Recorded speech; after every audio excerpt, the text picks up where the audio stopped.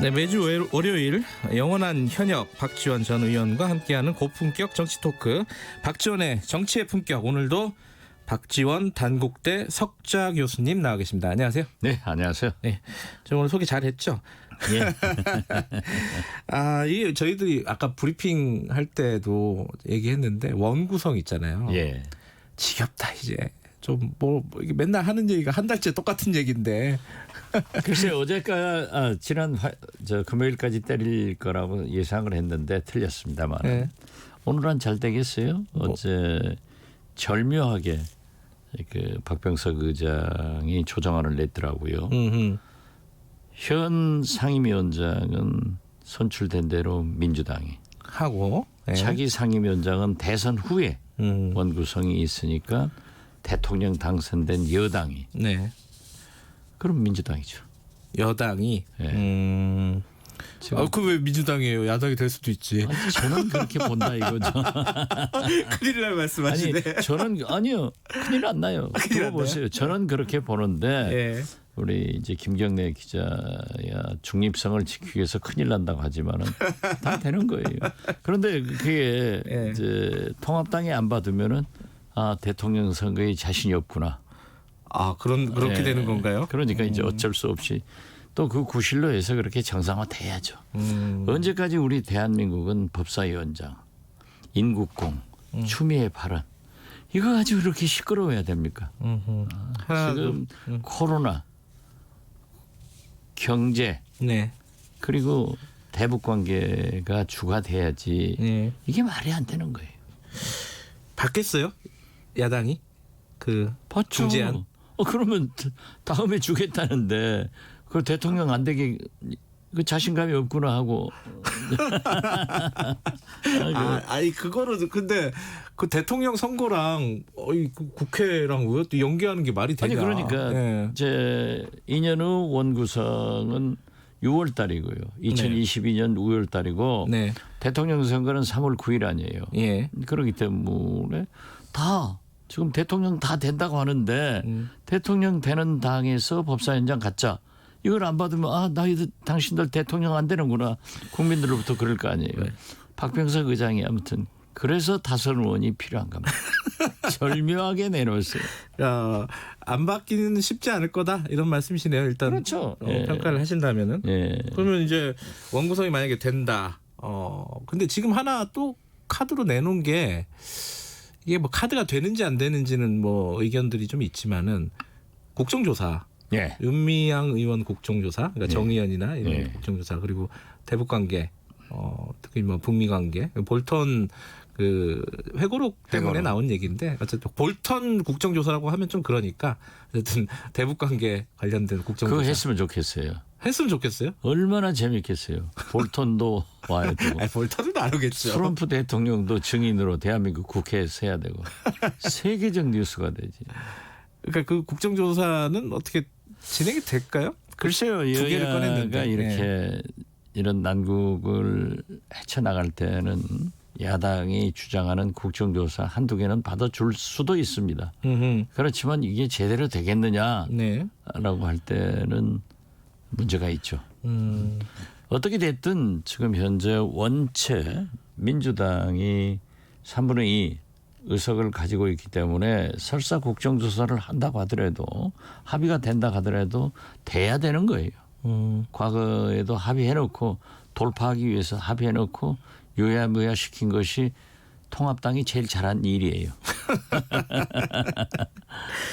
설마는 아니고 그 방금 말씀하신 건 중재안 안 받고 18개 다 해라. 이제 기존 입장이 그거였잖아요. 그렇죠. 조영 원내대표 와서도 또 그 얘기 했었고 그렇게 가지는 않을 것 같아요. 보시기에는. 글쎄요. 이제 오늘 그렇게 합의된다고 그러니까 두고 봐야죠. 일단 두고 보자. 또 한 가지는 법사위의 체계 자구 심사권을 조정한다 하는데 저는 이건 12년 법사위 일을 해본 경험에 의하면은 지금 현재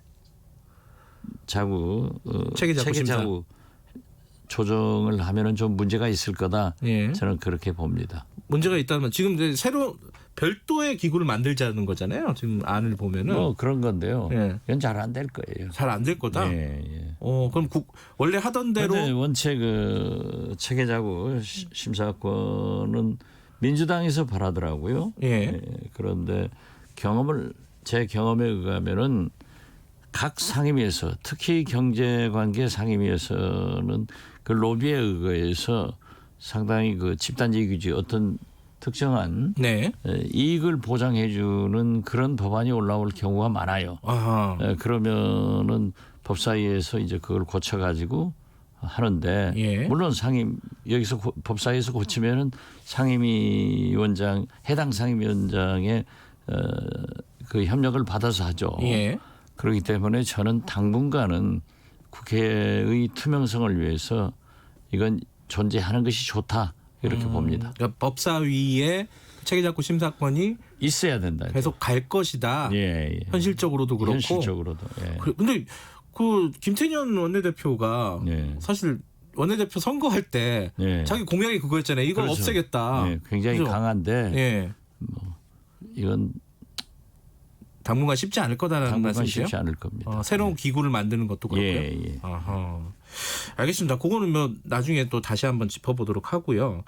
자, 이제 두 가지가 원구성이 되면 두 가지가 있습니다. 하나는 이제 3차 추경이 있는 거고 또 하나가 곧 공수처가 법에서 정해놓은 시한이 다가옵니다. 뭐 추경이야 야당도 이제 협력하겠다는 입장이니까 그죠. 원구성이 되면은 뭐 심사야 또 열심히 하겠지만은 어쨌든 그거는 큰 문제가 없을 거라고 보는데 공수처는 좀 다를 것 같아요.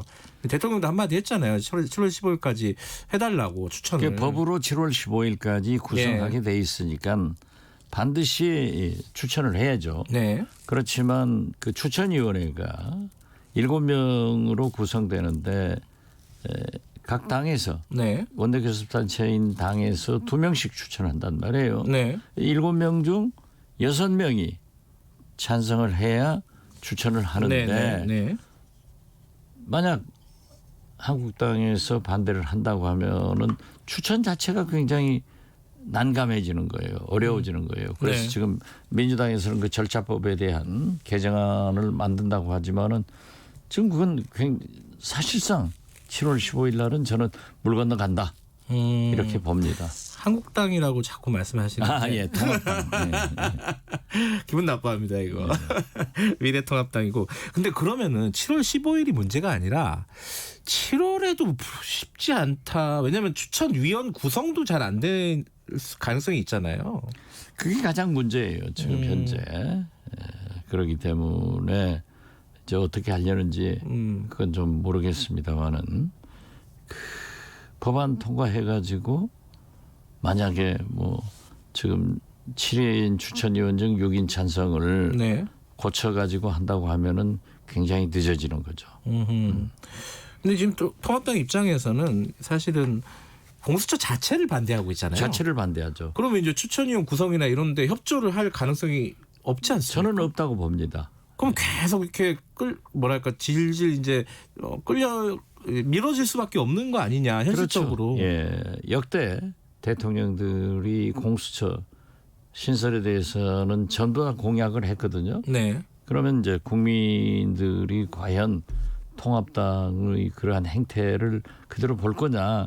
그런 여론이 생기면은 어떤 방향으로 조정이 가능하겠지만 어떻게 됐든 어렵다 이거죠. 지금 상황에서는. 그런데 거듭 말씀드리지만 제가 그 야당 원내대표를 하면서 소위 MB 내곡동 사저 특검으로 야당이 추천했어요. 이광범 변호사가 했고 또 박근혜 국정농단 최순실 사건 이 특검은 제가 추천해서 박영수 특검이 했거든요. 그럼 그분들이 수사를 잘못했냐? 다 법조인들은 특히 이 검사 출신들은 수사를 하더라고요. 물론 잘못한 수사 특검도 있습니다. 그렇기 때문에 통합당에서도 그렇게 편협하게 생각할 필요는 없다. 그리고 특히 문재인 대통령께서 공수처 신설에 대한 검찰 개혁 이런 그 계획이 사실 지난 국회에서 성공적으로 이제 법제화됐는데 이걸 하지 못하는 것은 있을 수 없거든요. 그래서 서로 이 법조인의 양식을 믿고 공수처장을 추천하면은 대통령께서도 좋은 분을 낙점할 것이다. 저는 그렇게 봅니다. 어쨌든 현실적으로 지금은 조금 뭐랄까 출범이 어려울 수 있는데 그 여론에 따라서 좀 달라질 것이다. 그렇습니다. 예. 예. 뭐 관련된 얘기일 수도 있고 뭐 그런데 추미애 법무부 장관이 지난주에 가장 핫한 인물이었어요. 박지원 의원님보다 더 언론에 많이 나왔습니다. 아니 그래서 제가 모두에도 말씀드렸지만은 네. 우리나라의 법사위원장, 네. 인국공, 네. 추미애 법무부 장관만 있냐 이거죠. 이 세 문제가 가장 핫하게 지금 회자되고 있는데 네. 추미애 장관이 그렇게 얘기를 했지만은 저도 절차상 그렇게 썩 찬성은 하지 못합니다. 추미애 장관의 입장이요? 예, 발언에 대해서. 어떤 측면이 그래요?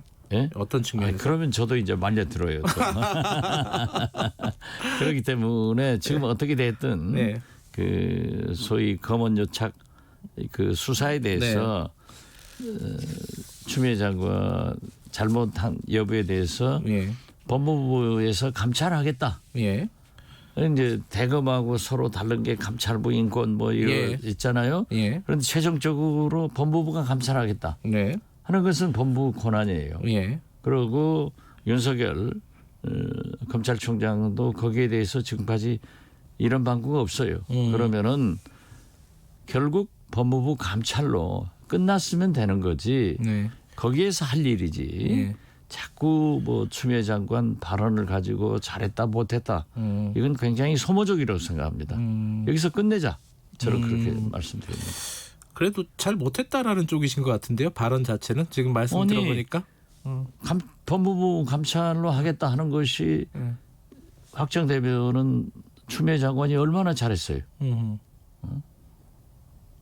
그 막 검찰과 법무부 사이에 그 균열이 있었는데 그걸 법무부 장관이 법무부에서 직접 감찰하겠다 하는 것으로 정리했으면 잘한 거 아니에요. 예.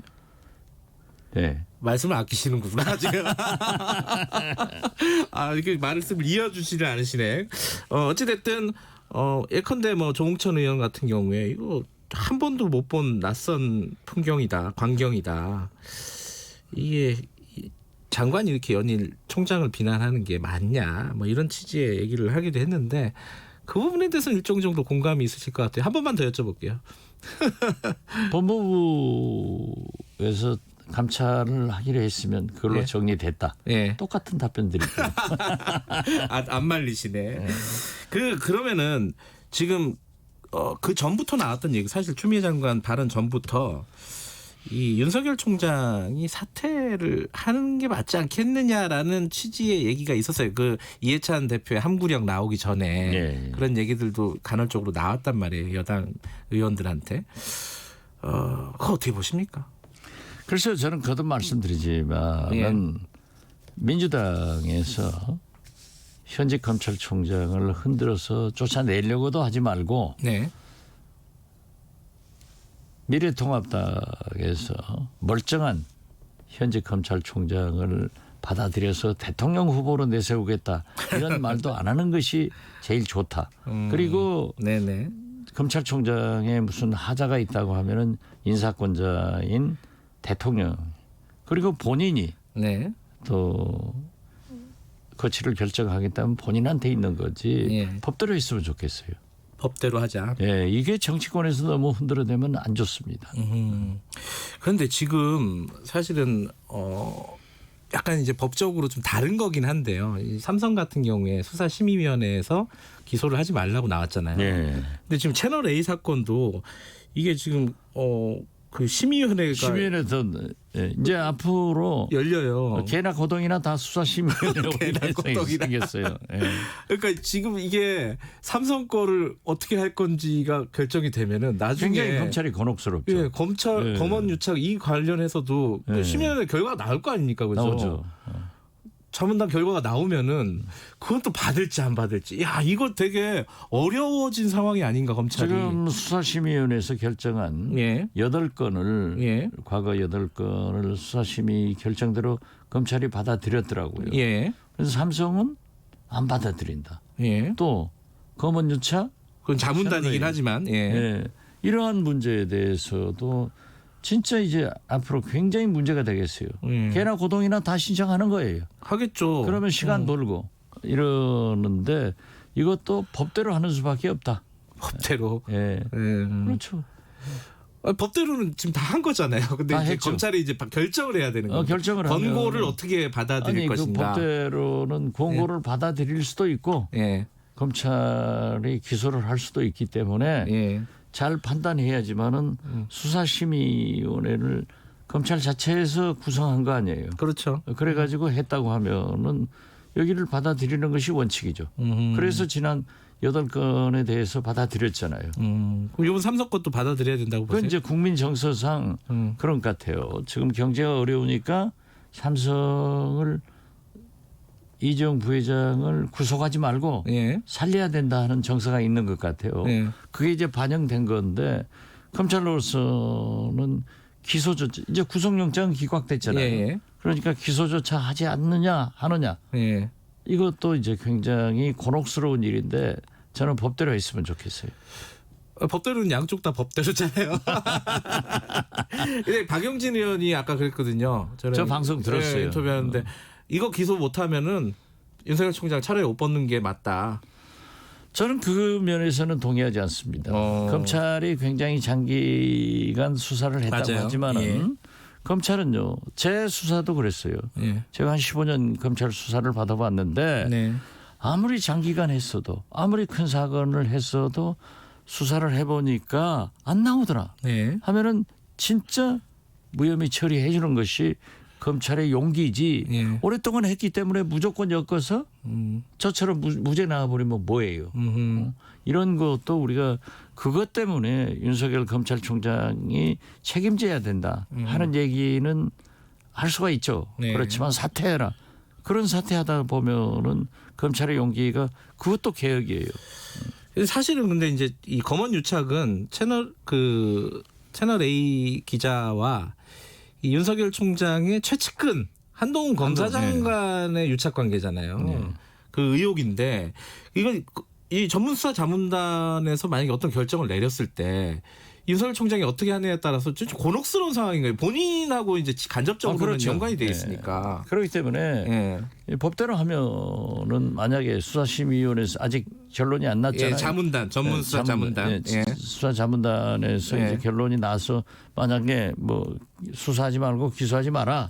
이번 삼성 사건 같이 그렇게 나온다 하면은 그것도 권고사항이지 결정사항은 아니란 말이에요. 그건 검찰에서 하는 거예요.